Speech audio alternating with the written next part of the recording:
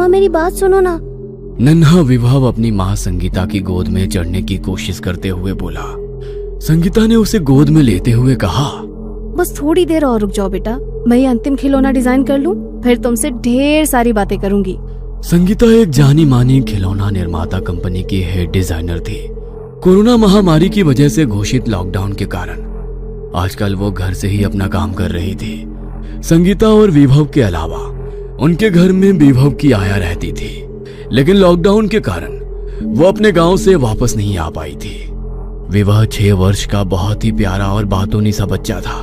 हर समय उसकी जुबान पर कोई ना कोई कहानी मौजूद रहती थी। पहले तो उसकी आया चाव से उसकी कहानियां सुनती थी, लेकिन अभी वो भी छुट्टी पर थी और संगीता अपने काम में ही व्यस्त रहती थी, जिसके कारण विभव उदास रहने लगा था।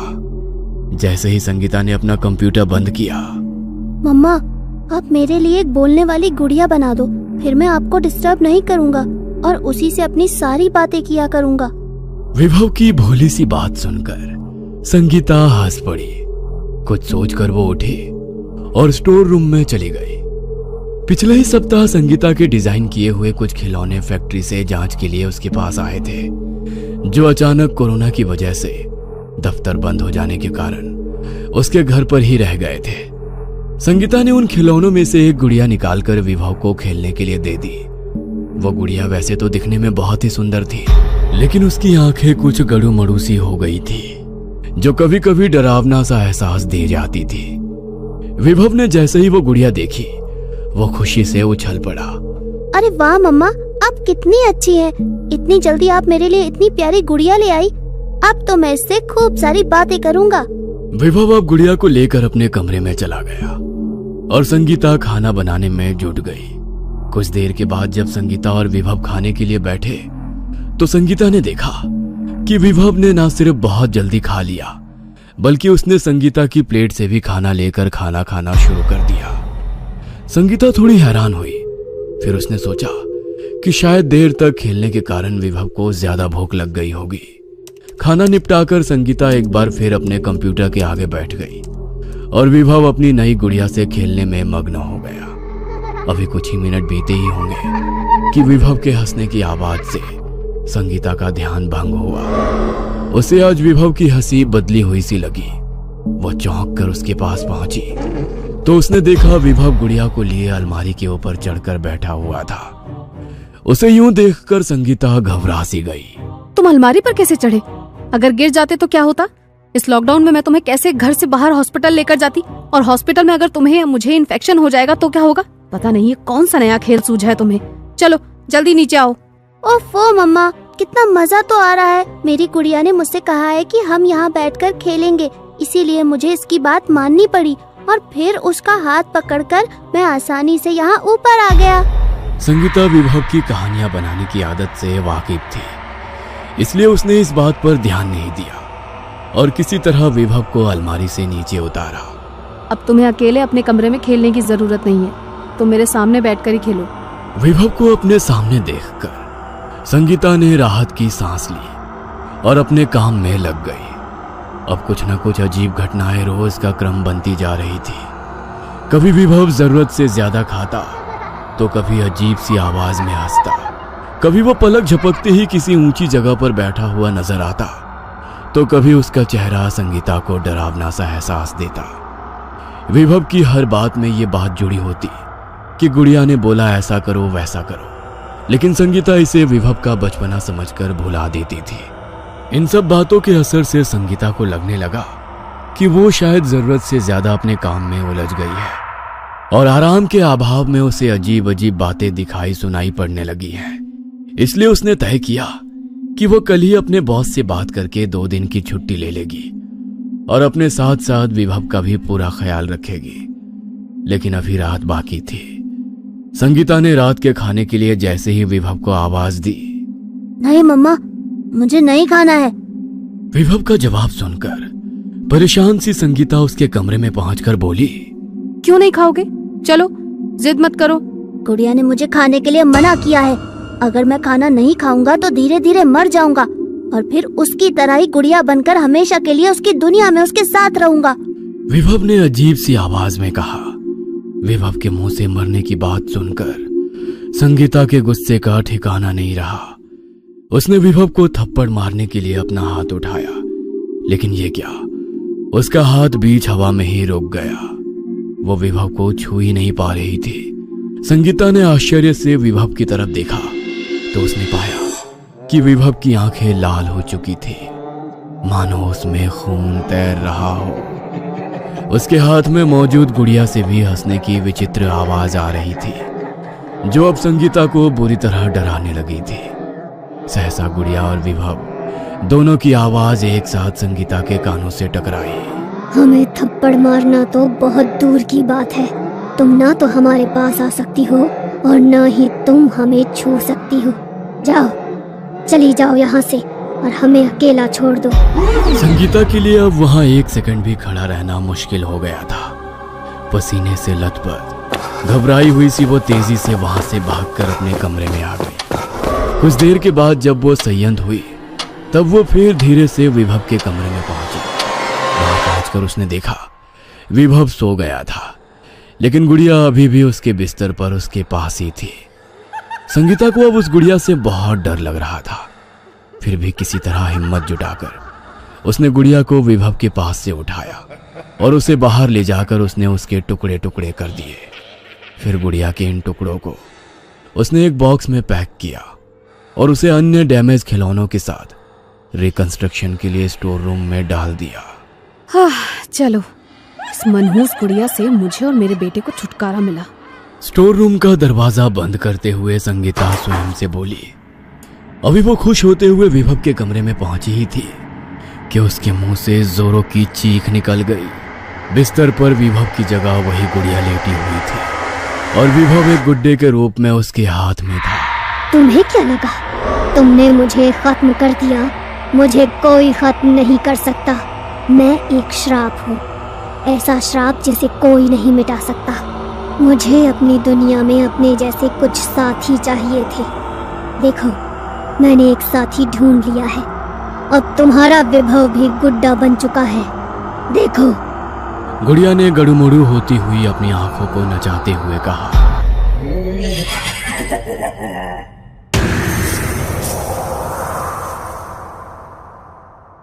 देखते ही देखते वो बेहोश होकर गिर पड़ी। बेहोशी में वो बस लगातार एक ही बात बड़बड़ा रही थी। छोड़ दो, छोड़ दो, मेरे विभव को छोड़ दो, छोड़ दो। उसे गुड्डा मत बनाओ, उसे मत बनाओ गुड्डा। छोड़ दो, छोड़ दो, मेरे विभव को छोड़ दो। अचानक संगीता को महसूस हुआ कि कोई उसके चेहरे पर पानी डाल रहा है। उसने धीरे धीरे अपनी आंखें खोली तो उसके सामने पानी का जग लिए विभव खड़ा था। विभव पर नजर पड़ते ही संगीता झटके से उठकर बैठ गई और उसने उसे खींचकर अपने गले से लगा लिया। संगीता की इस प्रतिक्रिया से विभव ने घबराकर उससे पूछा, मम्मा, आपको क्या हो गया था? पता है मैं कितना डर गया था। आप अपनी आंखें भी नहीं खोल रही थी और पता नहीं क्या क्या बोल रही थी। फिर मैंने आया आंटी को फोन करके उन्हें सारी बात बताई। तब उन्होंने मुझे आपके चेहरे पर पानी डालने के लिए कहा। यह सब सुनकर विभव को स्वयं से अलग किए बिना संगीता बोली, मुझे कुछ नहीं हुआ है मेरे बच्चे, कुछ नहीं, और मैं कुछ होने भी नहीं दूंगी। भगवान का शुक्र है कि वो सब एक डरावना सपना था।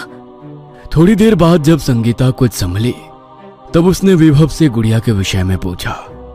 विभव ने रुआसी आवाज में कहा, पता नहीं मम्मा, मेरी गुड़िया कहाँ गई? मैं कब से उसे ही ढूंढ रहा हूँ। यह सुनकर संगीता ने चुपचाप स्टोर रूम का रुख किया।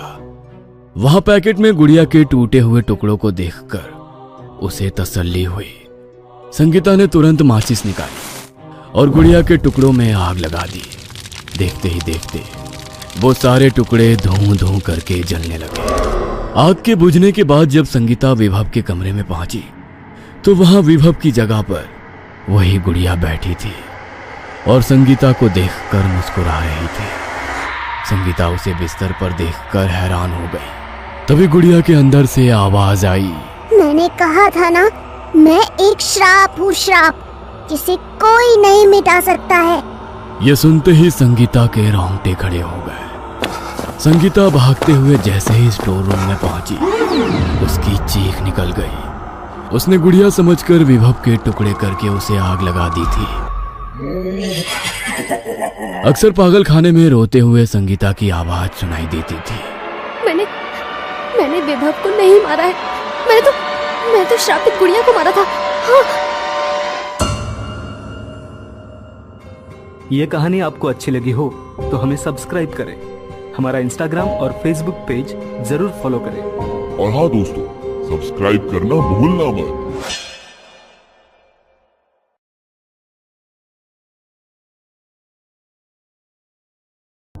स्वाति ऑटो की पिछली सीट में बैठकर बगल वाली गली की ओर देखने लगी।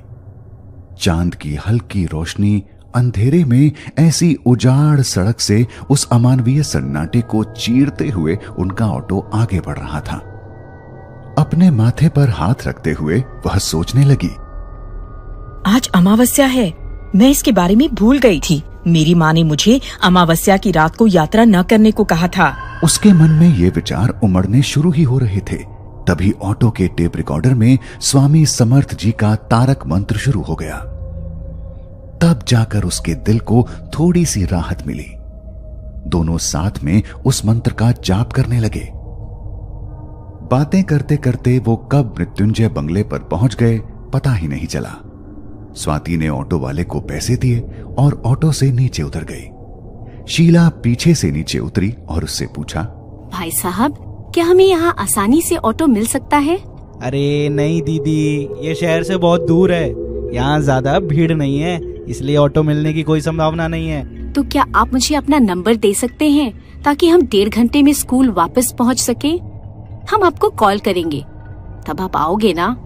जी दीदी, मैं जरूर आऊंगा। शीला और ऑटो वाले के बीच बातचीत चल ही रही थी कि स्वाति की नजर बंगले के गेट पर बनी कारीगरी के काम पर टिकी थी।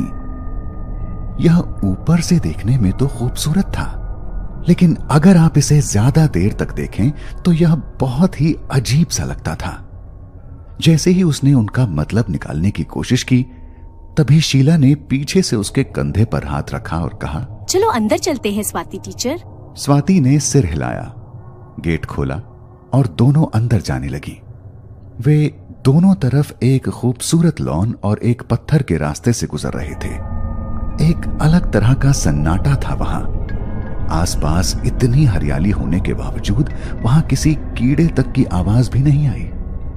वे दोनों धीरे धीरे चली जा रही थीं और बंगले के सामने वाले दरवाजे पर रुक गईं। दरवाजा खुला ही था। शीला ने दरवाजा खटखटाने के लिए हाथ उठाया, लेकिन अंदर से एक छोटे लड़के की पुकार सुनाई दी। आइए टीचर, हम आपका ही इंतजार कर रहे थे। हाँ? वे दोनों थोड़ा चौंक गईं। धीरे से अंदर आकर आवाज की दिशा में देखने लगी। बंगले के मालिक और जाने माने कठपुतली का खेल दिखाने वाले चंद्रकांत झुंझार राव लाल चमड़े जैसे कवर वाले विशाल सोफे पर बैठे थे। उस वक्त उनके हाथ में उन्हीं का एक पसंदीदा बोलने वाला गुड्डा था।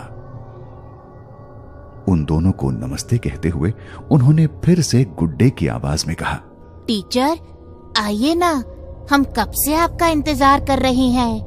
वे दोनों मुस्कुराते हुए आगे आईं और झुंझार राव के सामने सोफे पर बैठ गईं। रास्ता ढूंढने में कोई तकलीफ तो नहीं हुई ना? नहीं, आपका ये फार्म हाउस शहर से बहुत दूर होने पर भी काफी मशहूर है। स्वाति ने अपना पर्स एक तरफ रखते हुए कहा, विजू, मेहमानों के लिए पानी लाओ। उनकी पुकार उस भव्य बैठक में गूंज सी गई। उनमें से हर एक प्रतिध्वनि के साथ स्वाति की निगाहें वहां रखी विभिन्न कलाकृतियों और चित्रों की ओर भटक गईं। वहां की सभी चीजों को देखकर स्वाति को थोड़ी बेचैनी होने लगी। तुम कहाँ खो गई स्वाति टीचर? पानी ले लो। मुझे सच में खुशी है कि आप आज मेरे निमंत्रण पर यहाँ आए। यह हमारा सौभाग्य है कि आपने हमें अपनी बोलने वाली गुड्डा गुड्डी का संग्रह देखने के लिए आमंत्रित किया। शीला ने पानी का खाली गिलास सामने वाली ट्रे में रखते हुए कहा, स्वाति टीचर, आप चुप क्यों हैं? लगता है आपको मेरा ये नया वाला गुड्डा बहुत पसंद आ गया है। हाँ, ये अच्छा है, बहुत ज्यादा जीवित भी दिखता है। आप बहुत अच्छी कठपुतली बनाते हैं। क्या पता, पर इसका चेहरा कहीं तो देखा हुआ लग रहा है। ये उसे पहनाए गए यूनिफॉर्म की वजह से है। लगता है आपने गौर से नहीं देखा, ये आप ही के स्कूल की यूनिफॉर्म है। अरे हाँ, ऐसा क्यों है? स्वाति ने अपनी बेचैनी को अपनी कृत्रिम मुस्कान के पीछे छिपाते हुए कहा, ये मेरा नियम है। जहाँ मैं अपना पपेट शो करने के लिए जाता हूँ, मैं अपने साथ उन स्कूलों की यादगार के तौर पर कुछ लाता हूँ। मतलब? मेरा मतलब है, पिछले हफ्ते आपके स्कूल में मेरे शो के बाद मैं आपके स्कूल की वर्दी लाया और उससे मेल खाने वाला गुड्डा बनाया, और अब यह मेरे संग्रह का हिस्सा बनने जा रहा है। मेरे पास स्कूल की वर्दी में बहुत सारे छात्र हैं। यह सुन स्वाति की बेचैनी अब भी बढ़ती ही जा रही थी। यह सब बड़ा अजीब था। उसने और कोई प्रश्न नहीं पूछा और अपने हाथ में थामे गिलास से पानी पीना शुरू कर दिया। तभी स्वाति ने एक करुणा से भरी पुकार सुनी, टीचर, मुझे बचाओ। यह एक छोटे लड़के की आवाज थी। उसकी निगाह तेजी से सामने रखे गुड्डे की ओर गई।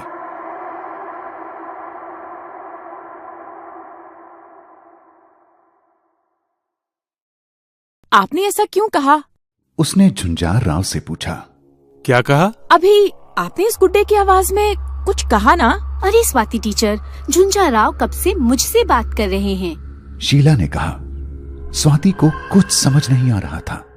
उसने वो आवाज सुनी थी, यकीनन ये उसका वहम नहीं था। उसी समय विजू सुंदर वाइन ग्लास में नीले रंग का शरबत ले आया। यह विदेश से विशेष रूप से मंगवाया गया शरबत है। मैं अपने हर मेहमान को यह शरबत निश्चित रूप से देता हूँ। स्वाति का मन ही नहीं हो रहा था वो शरबत पीने का, और झुंझार राव का यह वाक्य सुनकर तो वो शरबत पीना ही नहीं चाहती थी। उसे सब कुछ बड़ा ही अजीब लग रहा था, लेकिन उसे मजबूरी में पीना पड़ा। तुम्हारे शरबत पीने के बाद मैं तुम्हें अपने गुड्डा गुड़िया का संग्रह दिखाऊंगा। तब तक विजू टेबल पर खाना लगा देगा। मेरी सभी कठपुतलियों में मेरी पसंदीदा स्कूली बच्चों का संग्रह है, लेकिन यह अभी तक पूरा नहीं हुआ है। इसमें एक गुड़िया की कमी है। कौन सा? उस छात्र के शिक्षक का। यह सुनकर स्वाति चौंक गई। आराम से टीचर, लग रहा है आप संग्रह देखने की जल्दी में हैं। स्वाति ने इस बारे में कुछ नहीं कहा। वह बस जल्दी घर वापस जाना चाहती थी। अपना शरबत पीने के बाद झुंझार राव हाथ में गुड्डा लेकर खड़े हो गए। स्टोर रूम के दरवाजे के पास पहुंचते ही शीला का फोन बज उठा। अंदर फोन का नेटवर्क नहीं है, आपको यहीं रुककर बात करनी होगी। शीला ने फोन उठाया और वापस सोफे पर जाकर बात करने लगी। स्वाति टीचर, इसे ले लो। झुंझार राव ने उसके हाथों में गुड्डा सौंपते हुए कहा, तुम अंदर जाओ और सभी गुड्डों को देखो। मुझे कुछ काम याद आया है, मैं अभी आता हूँ। इसे आखिरी शेल्फ पर खाली जगह में रख दो। रहस्यमय मुस्कान के साथ झुंझार राव ने स्वाति के लिए स्टोर रूम का दरवाजा खोला। स्वाति के पैर अंदर जाने के लिए उठ ही नहीं रहे थे, लेकिन तभी पीछे से झुंझार राव की आवाज आई, जाओ। स्वाति का मन भले ही ना कह रहा था, पर वह आवाज सुनकर वो अपने आप उठ गई और स्टोर रूम की ओर चलने लगी।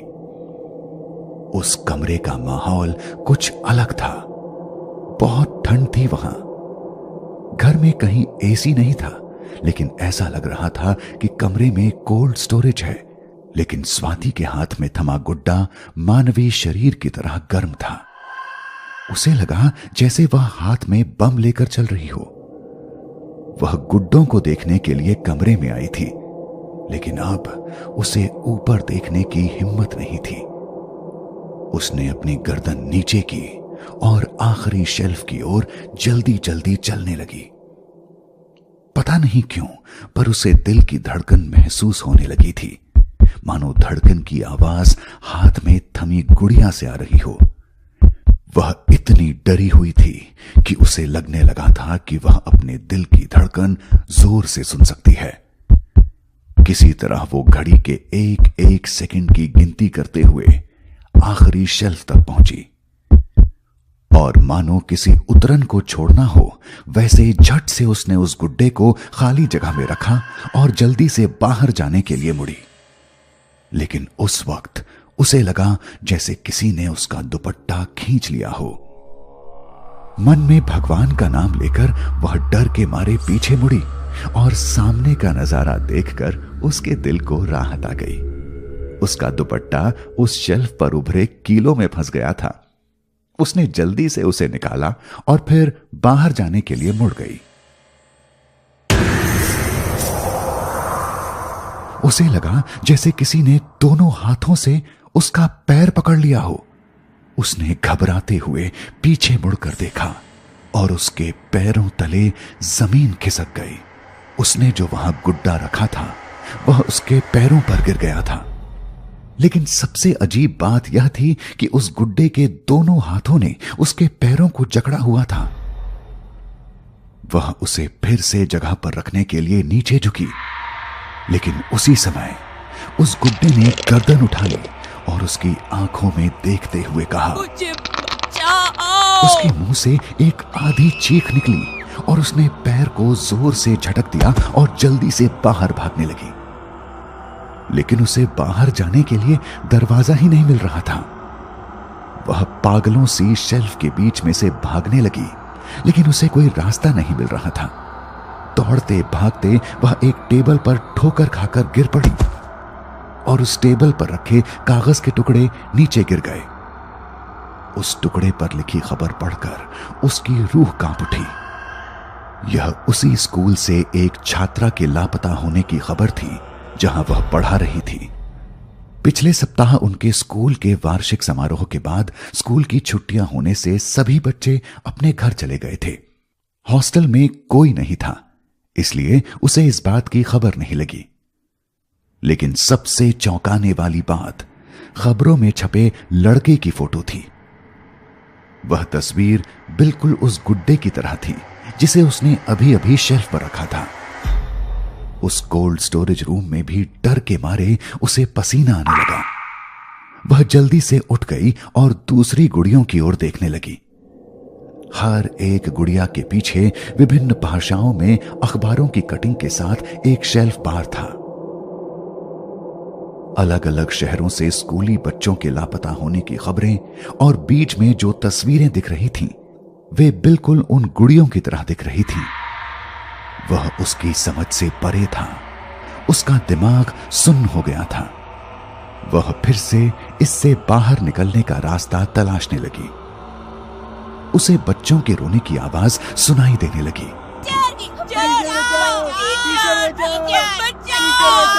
वहां से भागते हुए उसकी निगाह शेल्फ पर गई और वो दृश्य देखकर उसे लगा कि उसका शरीर मानो वहीं जकड़ गया हो। शेल्फ पर बहुत सारे कांच के जार थे। उसमें पीली धारा जैसी कोई चीज थी और उसमें विभिन्न मानवीय अंग रखे गए थे। वह जोर जोर से चिल्लाना चाहती थी, लेकिन उसके गले से आवाज नहीं निकल रही थी। सभी गुड़ियों ने सीधे उसकी आंखों में देखा और उसे चक्कर आ गए और वहीं बेहोश होकर गिर पड़ी। कुछ देर बाद उसकी आंख खुली और वह सोफे पर थी। शीला उसके मुंह पर पानी के छींटे मार रही थी। तुमने स्टोर रूम में क्या रखा है? क्या है वो सब? शीला टीचर, पुलिस को फोन लगाओ। झुंझार राव ने कहा। स्वाति टीचर, शांत हो जाओ। लगता है आपने कुछ बुरे सपने देखे हैं। सपने देखने के लिए मैं सोई नहीं थी। स्वाति टीचर, कृपया शांत हो जाओ। ये सब आप क्या कह रही हो? मैं उस स्टोर रूम में जाकर आई हूँ। आप किस बारे में बात कर रही हो? मैंने वहाँ ऐसा कुछ नहीं देखा। ये कैसे हो सकता है शीला टीचर? आप मेरे साथ वापस चलो। लेकिन वहां जाकर स्वाति को अपनी आंखों पर विश्वास ही नहीं हुआ। वह कमरा अब कोल्ड स्टोरेज नहीं लग रहा था। वहां अखबारों की कटिंग भी नहीं थी और सबसे महत्वपूर्ण बात, कोई कांच के जार भी मौजूद नहीं थे जिसमें उसने उन मानवीय अंगों को देखा था। उसका दिमाग घूमने लगा। यह कैसे संभव है? उसे पूरा भरोसा था कि उसने जो कुछ भी देखा था वो बिल्कुल भी उसका वहम नहीं था। उसके आगे उसने कुछ भी नहीं कहा, नहीं तो वो उसे पागल समझ लेते। उसने चुपचाप झुंझार राव से माफी मांगी और शीला को तुरंत वहां से चलने के लिए कहा। शीला ने झुंझार राव को अलविदा कहा। हमें बहुत खुशी है कि आपने हमें अपनी कठपुतलियों का संग्रह दिखाने के लिए आमंत्रित किया। धन्यवाद। यह मेरी खुशी है। आप यहाँ आई और मेरा फायदा ही हुआ। मेरा संग्रह पूरा हो गया। मतलब? स्वाति ने तुरंत पूछ लिया। आपको जल्दी पता चल जाएगा। झुंझार राव ने रहस्यमयी मुस्कान के साथ जवाब दिया। मैंने ऑटो वाले को फोन किया था। हमारा ऑटो आ गया है। चलो चलते हैं हम फिर। शीला ने कहा। स्वाति चुपचाप बिना एक भी शब्द कहे शीला के पीछे चलने लगी। उसके मन में बहुत सारे सवाल थे। वह नहीं जानती थी कि उस कमरे में उसने जो कुछ भी अनुभव किया था वह सच में हुआ था या नहीं। वह अभी भी झुंझार राव के व्यवहार और कई वाक्यों का अर्थ नहीं समझ पा रही थी। उन्होंने ऐसा क्यों कहा होगा कि उनका संग्रह पूरा हो गया था? उन्होंने मुझे वो नीला शरबत दिया जिसमें कुछ तो जरूर मिलाया होगा, जिससे मुझे ये सब महसूस हुआ।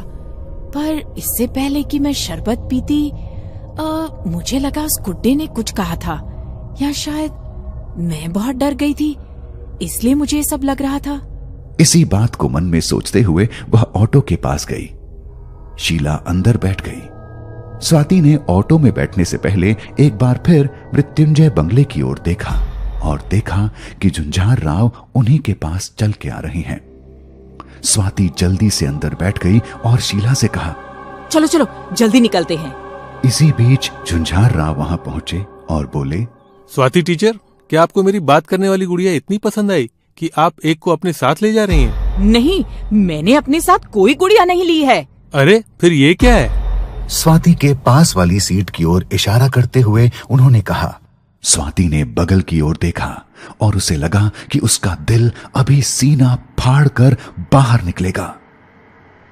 उसके पास शीला नहीं थी, बल्कि एक गुड़िया थी जो बिल्कुल शीला जैसी दिख रही थी। झुंझार राव गुड़िया को उठाकर वापस बंगले में चले गए। स्वाति चुपचाप ऑटो में बैठकर समझने की कोशिश कर रही थी कि क्या हुआ था। स्वाति ने एक बार फिर अपनी निगाह बंगले की ओर घुमाई। उसे सामने जो दिख रहा था वो उसकी जिंदगी का सबसे बड़ा सदमा देने वाला दृश्य था। झुंझार राव शीला जैसी दिखने वाली गुड़िया के साथ बालकनी में खड़े थे और वो गुड़िया स्वाति के सामने बाएं बाएं का इशारा कर रही थी, लेकिन उसके हाथ झुंझार राव नहीं हिला रहे थे, वो अपने आप।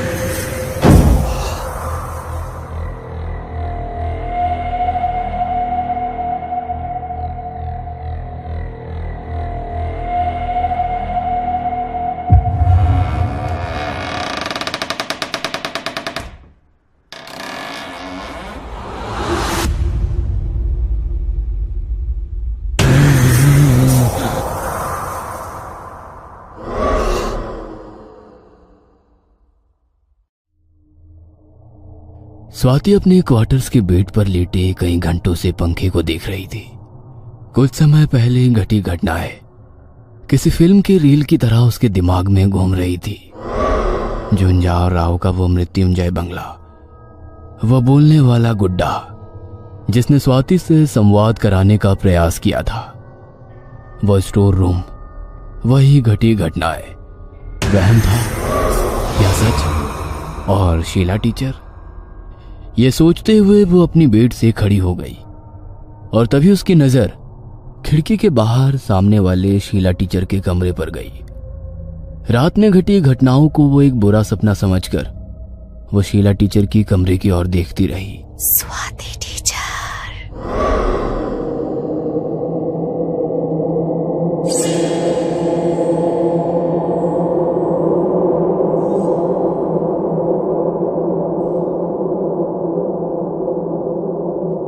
वो आवाज एक कोने से आ रही थी। कोने में एक सफेद आकृति थी। स्वाति टीचर, आप उस दानव के चुंगल से छूट गए। इसके पीछे कोई तो वजह है। स्वामी जी के संकेत पहचानिए, उन मासूम आत्माओं को मुक्ति दिलाइए जो झुंझार राव की कैद में हैं। शीला टीचर। स्वाति टीचर के मुंह से अपने आप शब्द निकले। तभी दरवाजे पर किसी ने दस्तक दी और स्वाति टीचर होश में आई। उन्होंने फिर से उस कोने में देखा पर वहां कोई आकृति नहीं थी। फिर से दरवाजे पर खटखट हुई। स्वाति टीचर। अपने कपड़े और बाल ठीक किए और दरवाजा खोला। स्वाति टीचर, आपको प्रिंसिपल साहब ने उनकी कैबिन में बुलाया है। दरवाजे पर खड़े पियोन ने कहा। आप आगे चलिए, मैं आती हूँ। अपने कमरे में घटी घटनाओं के बारे में सोचते हुए वह प्रिंसिपल के कैबिन में पहुंची। मैं come in sir? Yes teacher, please come. Swati के मन में असंख्य विचार घूम रहे थे। मुझे यहाँ इतनी सुबह क्यों बुलाया होगा? क्या वो शीला टीचर के बारे में जानते होंगे? मैं उन्हें क्या बताऊं? अगर मैं उन्हें बता दूं कि कल क्या हुआ था तो क्या वो इस पर विश्वास करेंगे? मीट इंस्पेक्टर मोहिते, वे यहाँ हमारे स्कूल से एक छात्र के लापता होने की जांच करने आए हैं। तभी स्वाति की नजर कुर्सी पर बैठे खाकी वर्दीधारी व्यक्ति की ओर गई। उन्होंने स्वाति को देखा और हाथ मिलाने के लिए अपना हाथ बढ़ाया। स्वाति ने भी हाथ बढ़ाया और तभी शीला टीचर के बोल उनके मन में घूमने लगे। स्वामी जी के संकेत पहचानिए, उन मासूम आत्माओं को मुक्ति दिलाइए जो झुंझार राव की कैद में हैं। उन मासूमों की आवाज उसके कानों में गूंजने लगी। टीचर हमें बचाओ, टीचर हमें बचाओ। Teacher all okay? स्वाति के चेहरे के बदले हुए भाव को देखकर कहा। जी कहिए, मैं आपकी क्या मदद कर सकती हूँ? देखिए, आपके स्कूल की छुट्टियां चल रही है तो कई शिक्षक यहाँ उपलब्ध नहीं है। हालांकि हम उनसे लापता लड़के रवि के बारे में जानकारी प्राप्त करने की कोशिश कर रहे हैं। क्या आप रवि को जानते हैं? नहीं, वो दूसरे क्लास का छात्र होने की वजह से मेरी उससे ज्यादा बातचीत नहीं हुई। दत्तू, क्या आपने शीला टीचर को नहीं बुलाया? उनके कमरे में ताला है सर। स्वाति टीचर, क्या आप जानते हैं कि शीला टीचर कहाँ है? क्या जवाब दूं? ये सोचकर स्वाति अपने माथे से पसीना पोंछने लगी। सर, हम रवि का कमरा देखना चाहते हैं। पुलिस निरीक्षक ने विषय बदलते हुए कहा। दत्तू, साहब को रवि का कमरा दिखाओ। अभी मेरी स्कूल के ट्रस्टी के साथ मीटिंग है। इंस्पेक्टर साहब, मैं चलता हूँ। जी कोई बात नहीं, मैं स्वाति टीचर से कुछ और बात करना चाहता हूँ। अब केबिन में केवल स्वाति और इंस्पेक्टर मोहिते बैठे थे। टीचर, जब आप रवि के बारे में बात कर रहे थे तो आपके चेहरे का रंग क्यों उड़ गया था? ऐसा लगता है कि आप हमसे कुछ छुपा रही हो। सर, मैं आपको वो सब कुछ बताती हूँ जो मैं जानती हूँ। मुझे नहीं पता कि आप मेरी बातों पर विश्वास करेंगे या नहीं, लेकिन मैं आपको अपना पूरा समर्थन करूंगी। दरअसल मुझे आपकी मदद की जरूरत है। स्वाति ने इंस्पेक्टर को रात में घटी सारी घटना के बारे में बताया। आपका शक सही था स्वाति टीचर। क्या आप सच में मेरी बात से सहमत है सर? आपका यही शक सच था टीचर कि मुझे ये सब मनगढ़ंत बातें लगेगी। अपने स्कूल के बच्चों को ये सब मनगढ़ंत बकवास सुनाना, आपकी और शीला टीचर का किया कराया छुपाने के लिए इतने बड़े आदमी पर आप शक की सुई घुमा रहे हो। ये क्या कह रहे हैं आप? मैं सच कह रही हूँ सर। मुझे पता है इन सब बातों पर विश्वास करना बहुत मुश्किल है। इस किडनैपिंग में शीला का ही हाथ है या आप भी इसमें शामिल हो? सर, आप ये क्या कह रहे हैं? मैं यहाँ आपको शीला टीचर की मदद करने को कह रही हूँ और आप हैं कि हम पर ही शक किए जा रहे हैं। उसे हम क्यों किडनैप करेंगे? वो आप दोनों की कुंडली निकालने के बाद ही पता चलेगा। देखिए सर, मैंने आपको वही बताया जो मैं जानती थी और कुछ जानना हो तो आप हमारी कुंडली से और जानकारी ले सकते हैं। जैसा कि आप कहते हैं, मैं आपकी और मदद नहीं कर सकती। इंस्पेक्टर से मदद की उम्मीद खत्म हो गई थी और वो निराश होकर वहां से चली गई। शाम हो रही थी। स्वाति के हाथ से समय निकलता जा रहा था, लेकिन उसे कोई रास्ता सूझ नहीं रहा था। वह स्कूल के बाहर मंदिर में बैठी हुई भगवान से प्रार्थना कर रही थी। हे भगवान, मुझे कोई रास्ता दिखाओ। मेरी सारी हिम्मत खत्म हो रही है। मेरे पास इन काली शक्तियों से लड़ने की ताकत नहीं है। मुझे कोई रास्ता दिखाइए स्वामी। अचानक से उसके मोबाइल की घंटी बजी। वह जल्दी से मंदिर से बाहर निकली और फोन उठाया। हेलो। हेलो स्वाति टीचर, मैं इंस्पेक्टर मोहिते बात कर रहा हूँ। जी बोलिए सर। टीचर, मुझे आपकी मदद चाहिए। क्यों? मेरी कुंडली से पूरी जानकारी नहीं मिली आपको? स्वाति ने गुस्से से पूछा। देखिए टीचर, यदि आपने जो कहा वो सच है तो हमें समय गंवाना नहीं चाहिए। हमने शीला टीचर के कॉल रिकॉर्ड चेक किए हैं। उनका लास्ट कॉल झुंझार राव के बंगले का लोकेशन दिखा रहा है और उसके बाद फोन स्विच ऑफ है। आज सुबह जिस तरह से मैंने आपसे बात की उसके लिए मैं माफी चाहता हूँ। मैं आगे की पूछताछ के लिए वहाँ जा रहा हूँ। प्लीज सर, आप वहाँ मत जाइए। स्वाति ने चिंता के साथ कहा। पर क्यों? प्लीज सर, मेरी बात सुनिए। देखिए टीचर, मैं इन सब बातों में विश्वास नहीं करता और लापता व्यक्ति के बारे में पूछताछ करना मेरा काम है। और अब शीला टीचर भी गायब है, इसलिए मुझे वहाँ जाना ही होगा। सर प्लीज, यदि आप वहाँ जाते हैं तो अकेले ना जाएं और वो नीला शरबत ना पिएं। अगर मुझे शीला टीचर के बारे में और जानकारी मिलती है तो मैं आपको बता दूंगा। स्वाति को समझ नहीं आ रहा था कि उसे खुश होना चाहिए या चिंता करनी चाहिए। ये सोचकर वो अपने कमरे में लौट आई। जैसे ही उसने कमरे में अपनी चप्पल उतारी, उसने कोने में फिर से वही सफेद आकृति देखी, लेकिन इस बार स्पष्ट चेहरा उस आकृति में दिखाई दे रहा था। शीला टीचर का चेहरा। स्वाति टीचर, ये क्या किया आपने? आपने उस काले साए में एक और मासूम आत्मा को जाने दिया। एक और जीवन खतरे में है टीचर। इसे रोकिए टीचर। मैं क्या करूं शीला टीचर? मुझे कुछ भी समझ नहीं आ रहा है। मैं उस दानव का सामना नहीं कर सकती। अपने अंदर की शक्ति को पहचानो टीचर। केवल आप ही उन आत्माओं को मुक्त कर सकते हैं। स्वामी पर विश्वास करें, खुद पर विश्वास करें। स्वाति टीचर ने भगवान के सामने हाथ जोड़े, स्वामी समर्थ की विभूति पुड़िया में बांध ली और वो झुंझार राव के बंगले की ओर जाने लगी। काफी रात हो चुकी थी। इस बार स्वाति टीचर मृत्युंजय बंगले पर अपनी स्कूटी लेकर पहुंची।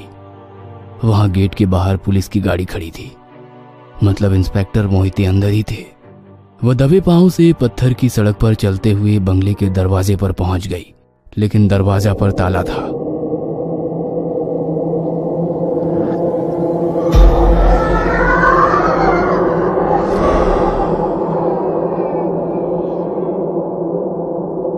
स्वाति टीचर, ये क्या किया आपने? आपने उस काले साए में एक और मासूम आत्मा को जाने दिया। एक और जीवन खतरे में है टीचर। इसे रोकिए टीचर। मैं क्या करूं शीला टीचर? मुझे कुछ भी समझ नहीं आ रहा है।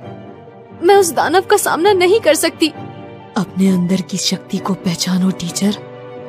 केवल आप ही उन आत्माओं को मुक्त कर सकते हैं। स्वामी पर विश्वास करें, खुद पर विश्वास करें। स्वाति टीचर ने भगवान के सामने हाथ जोड़े, स्वामी समर्थ की विभूति पुड़िया में बांध ली और वो झुंझार राव के बंगले की ओर जाने लगी। काफी रात हो चुकी थी। इस बार स्वाति टीचर मृत्युंजय बंगले पर अपनी स्कूटी लेकर पहुंची। वहां गेट के बाहर पुलिस की गाड़ी खड़ी थी, मतलब इंस्पेक्टर मोहिते अंदर ही थे। वह दबे पांव से पत्थर की सड़क पर चलते हुए बंगले के दरवाजे पर पहुंच गई।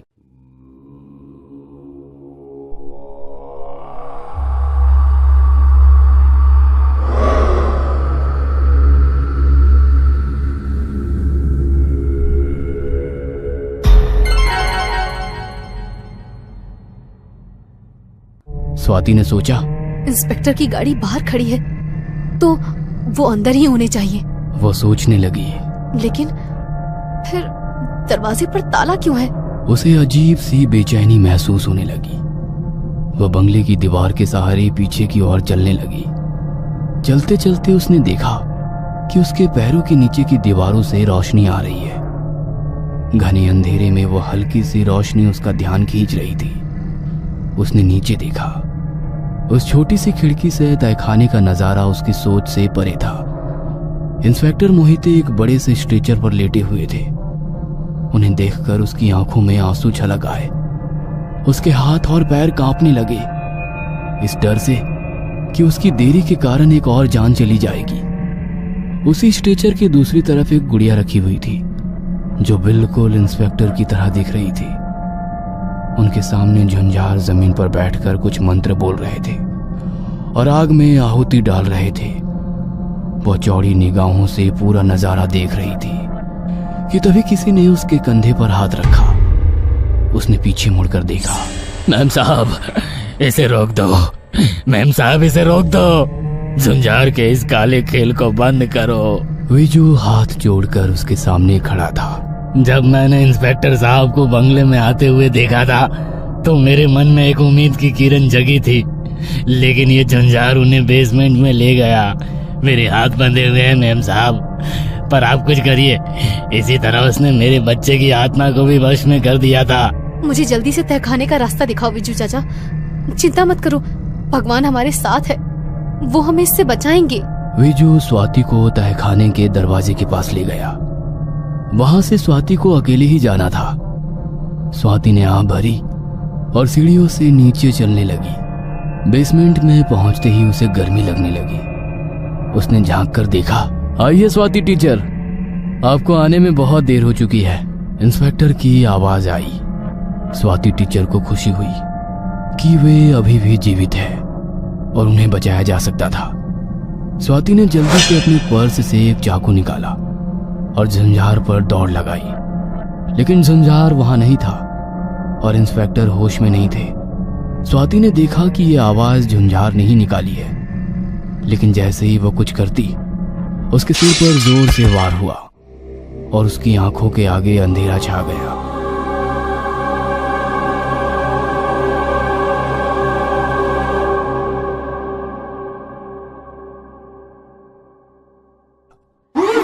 कुछ देर बाद स्वाति ने अपनी आंखें खोली और वो जमीन पर पड़ी थी।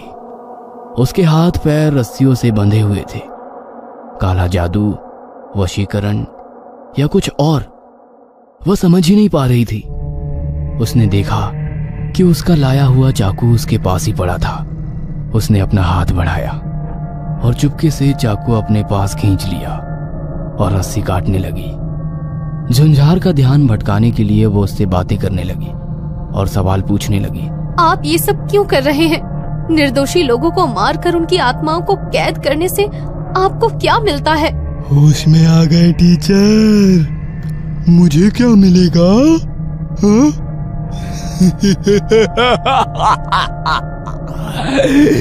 एक दिल दहला देने वाली हंसी के साथ उसने कहा, खुशी और संतुष्टि। मैंने गुड़िया बनाने का व्यवसाय शुरू किया था, लेकिन जिन लोगों के लिए मैं ये गुड़िया बनाता था वे बहुत प्रसिद्ध कठपुतली का खेल करने वाले इंसान थे। कुछ समय बाद उन्होंने मुझे अपनी कला सिखाई, गुड़ियों को जिंदा करने की कला, और उनकी मृत्यु के बाद ये परंपरा मैंने जारी रखी। देखो मेरे गुरु, उसने इशारा करते हुए कहा। स्वाति ने अब तक अपने पैरों को खोल दिया था। उसने झुंझार के दिखाए दिशा में देखा। वहां एक बड़ा सा गुड्डा था। वो बहुत पुराना था और बहुत डरावना लग रहा था। क्या आप जानते हैं कि उनकी मृत्यु कैसे हुई? मैंने उनकी सिखाई कला उन्हीं पर आजमाई। वो पहले इंसान थे जिन्हें मारकर उनकी आत्मा को इस गुड्डे में कैद कर दिया। इस तरह मुझे अपनी ताकत मिलती है। मतलब तुमने उस दिन शीला टीचर को मार डाला, तो फिर तुमने मुझे कैसे छोड़ दिया? स्वाति ने धीरे से हाथ की रस्सी काटते हुए पूछा। जब आपके स्कूल में मेरा एक शो था, तभी मैंने आप दोनों में से एक को अपने संग्रह में शामिल करने का फैसला किया था। लेकिन जब मैंने आपसे बात करना शुरू किया तो मुझे लगा कि आपको वश में करना मुश्किल होगा, लेकिन शीला को वश में करना आसान था। इसलिए मैंने आप दोनों को अपना संग्रह देखने के लिए आमंत्रित किया था। मैंने पहले से ही उसका गुड्डा तैयार करके रखा था। तुम्हें मारने से मुझे कुछ नहीं मिलेगा, लेकिन अब तुम्हें मरना होगा। मुझे पता था कि तुम इंस्पेक्टर के पीछे आओगी। अब मरने से पहले तुम देखना कि मैं इसे कैसे खत्म करता हूँ। इतना कहकर उसने बड़ा चाकू उठाया। एक हाथ इंस्पेक्टर जैसे दिखने वाले गुड्डे के सीने पर रखा और दूसरे हाथ में चाकू उठाकर कुछ मंत्र बोलने लगा। स्वाति के लिए यही सही समय था इस काले खेल को खत्म करके इंस्पेक्टर को बचाने का। स्वाति ने पूरी ताकत के साथ झुंझार पर छलांग लगाई। झुंझार अचानक हुए हमले की वजह से हड़बड़ा गया और उसके हाथ से चाकू छूट गया। स्वाति और झुंझार के बीच हाथापाई होने लगी। उसी दौरान इंस्पेक्टर को होश आ गया। आसपास घट रही चीजों को देख उसने गुड्डे के पास रखी बंदूक उठाई और झुंझार पर तान ली। Hands up! इंस्पेक्टर ने चिल्लाया। इंस्पेक्टर को होश में आया देख स्वाति को खुशी हुई, पर इंस्पेक्टर के हाथ में गन देखकर झुंझार राव हड़बड़ा गया। झुंझार राव, छोड़ दे स्वाति टीचर को। लेकिन सर, उन मासूम आत्माओं का क्या होगा जिन्हें गुड़ियों में कैद करके रखा गया है? स्वाति ने झट से उसके गुरु का गुड्डा उठाया और उसे आग के ऊपर धर दिया। जल्दी बता, उन सब आत्माओं को कैसे मुक्त करना है, नहीं तो ये गुड्डा जला दूंगी। नहीं! झुंझार चिल्लाया। पहली बार उसकी आंखों में डर दिखाई दे रहा था। जल्दी बताओ। स्वाति ने उस गुड्डे को आग की तरफ लेते हुए कहा। बताता हूँ। वो सब गुड्डे को जला दो, फिर उनकी आत्मा मुक्त हो जाएगी। पर उस गुड्डे को छोड़ दो। उसने डरते हुए कहा। ठीक है, छोड़ देते हैं। ऐसे कहते हुए स्वाति ने उस गुड्डे को आग में डाल दिया। नहीं! ऐसे जोर से चिल्लाते हुए झुंझार स्वाति की ओर दौड़ पड़ा। इंस्पेक्टर ने स्वाति टीचर को अपनी ओर खींच लिया और झुंझार पीछे बिजली के पैनल पर जाकर गिर गया। बिजली के जोर से झटके से वो बेहोश हो गया। एक हफ्ते बाद। अब कैसी तबीयत है आपकी? बस आपकी वजह से जिंदा हूँ। आपका जितना शुक्रिया अदा करूँ उतना कम है। शुक्रिया किस बात का सर? उन सभी गुड्डों को जला दिया और उनकी आत्मा को मुक्त कर दिया। ये तो भगवान से मिलने के बराबर है। दुख तो इस बात का है सर कि मैं शीला टीचर को नहीं बचा सकी, पर झुंझार राव का क्या होगा? क्या उसे सजा मिलेगी?